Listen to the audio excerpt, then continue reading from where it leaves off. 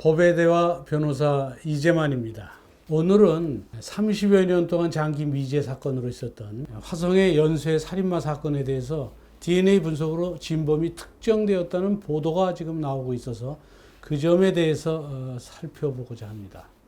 화성 연쇄 살인마는 그 10건의 사건이 있었는데 그 중에 모방 범죄를 빼면 9건의 사건이 지금 미제 사건으로 남아 있습니다. 1986년부터 1991년 동안에 9명의 피해자가 성폭행을 당하고 결국 살인의 피해자가 된 그런 사건입니다. 그 사건들은 여러 가지 그 특징들이 있습니다. 특별한 그 형태가 나타난 것을 이제 이른바 시그니처라고 하는데, 이런 시그니처들이 피해자의 스타킹이나 또는 속옷을 이용해서 매듭을 짓고 그걸 이용해서 범행 도구로 썼다는 점에 대해서는 아주 거의 다 동일합니다. 그 중에서 3가지 사건에 있어서 DNA 분석을 했는데, 지금 현재 범죄자들에 대한 DNA는 계속 데이터베이스로 축적하고 있었는데, 그 분석을 한 결과를 비교해 보니까 이 처제에 대한 강간살인 사건으로 지금 무기징역형을 받고 복역하고 있는 이춘재 씨와 DNA가 일치한다는 이런 결과가 나왔습니다. DNA가 일치한다는 것은 뭐 99.99% 동일이라는 것을 의미하는데, 그렇다면 3가지 사건에서 DNA가 우연히 일치할 확률은 상당히 드뭅니다. 하지만 그렇다고 해서 바로 범인이라고 단정할 수는 없어서 결국 이춘재 씨의 자백이 있거나 또는 그거 이외에 목격자의 목격 진술이라든지 그 외에 여러 가지 시그니처를 볼 수도 있고, 이런 걸 이제 종합해서 결국 범인으로 특정을 하게 되는 겁니다. 범죄자로 최종적으로 특정이 된다고 한다면 결국은 처벌할 수 있느냐?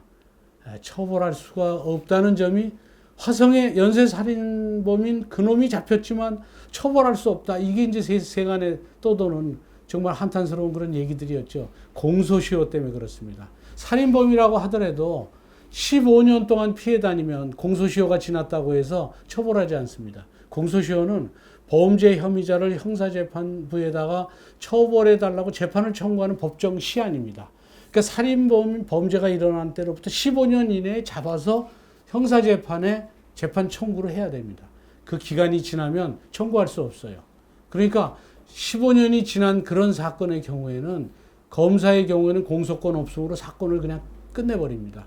또 공소시효를 모르고 지난지도 모르고 재판 청구를 하게 되면 법원은 면소 판결을 합니다. 어느 경우든 유무죄 판단을 하지 않으니까 처벌할 수 없습니다. 처벌할 수 없다는 것은 공소시효가 지난 사건은 수사하지도 않는다는 겁니다. 처벌할 수 없는 걸 수사할 필요는 없죠. 왜냐하면 그 수사력으로 처벌할 수 있는 다른 사건들의 수사력을 집중해야 되는데, 처벌할 수 없는 사건의 수사력을 낭비한다고 생각해서 아예 수사를 하지 않습니다. 그것이 이제 통상적인 경우입니다. 왜 공소시효가 생겼냐? 이 공소시효가 생긴 이유는 시간이 지나면서 증거가 산일되고 또 훼손되고 목격자의 기억도 왜곡돼서 실체적 진실을 밝히기가 어렵다는 점, 그리고 이 살인범이 15년 동안 피해 다니다 보면 그것은 창살 없는 감옥에서 결국 고통받는 게 있기 때문에 그런 점도 감안해야 된다는 점, 이런 것 때문에 공소시효 제도가 있습니다. 이건 전 세계적으로 다 있습니다. 근데 문제는 증거가 15년이 지나서 훼손되는 게 아니라 DNA 분석에 의해서, 그러니까 DNA라는 것은 모든 사람이 갖고 있는 어떤 지문 같은 겁니다. 이 혈액형이라든지 체액에서 그 사람의 어떤 DNA 분석을 하게 되면 그 사람을 특정할 수 있죠. 범죄자가 현장에 버린 담배 꽁초에 있는 타액 일부만 가지고도 DNA를 분석할 수 있고, 아주 머리카락 아주 한 올의 일부만 가지고도 DNA 분석을 할 수 있습니다. 그리고 몇백 년 전에 사람의 것 가지고도 DNA를 분석할 수 있는 그런 기법들이 많이 발전되어 있기 때문에 사실은 공소시효라는 것이 이제는 불필요해졌죠.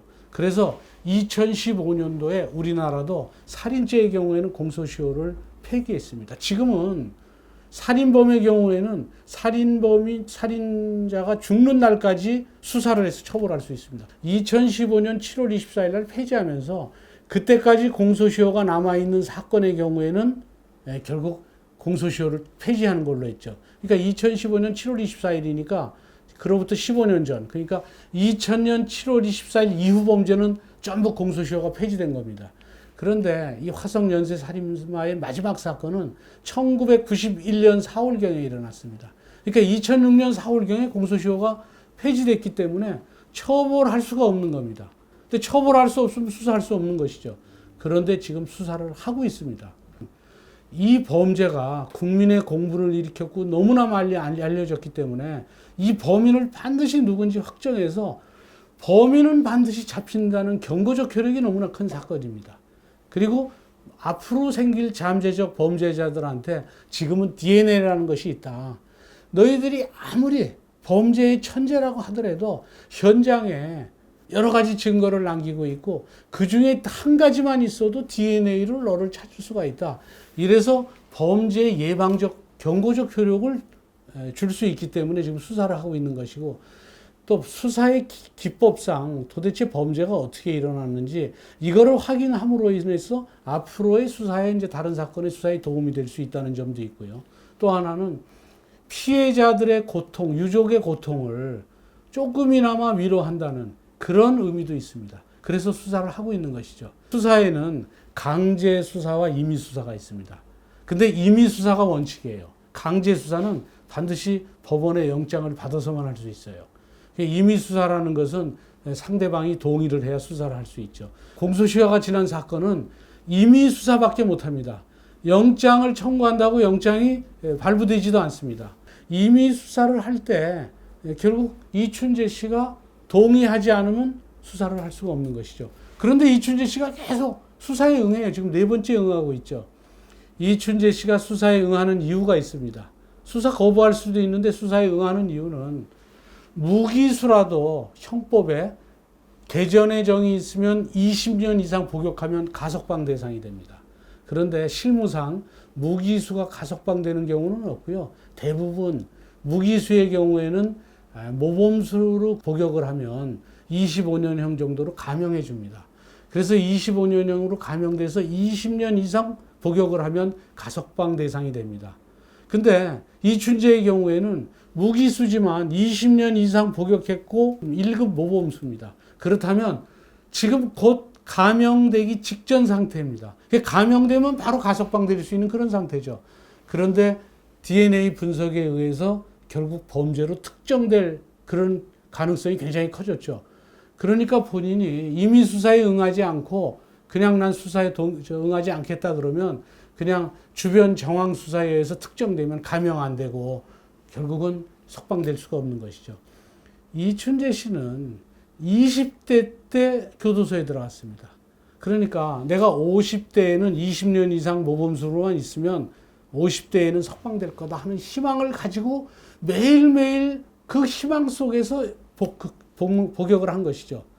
지금은 특정이 되면 그 희망이 절망으로 바뀌면 매일매일이 고통 속에서 보내게 됩니다.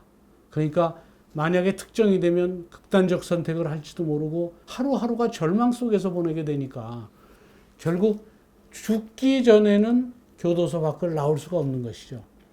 그렇기 때문에 본인은 범죄자로 특정되지 않기 위해서 그렇게 열심히 방어하면서 부인하고 있는 것입니다. 10가지의 그 범죄 중에서 3가지에서 DNA가 나왔다는 것은 본인이 범죄자라고 볼 수 있는 그 가능성이 거의 99% 이상입니다. 결국은 특정됐다고 봐서 석방 가능성은 거의 없다는 것이죠.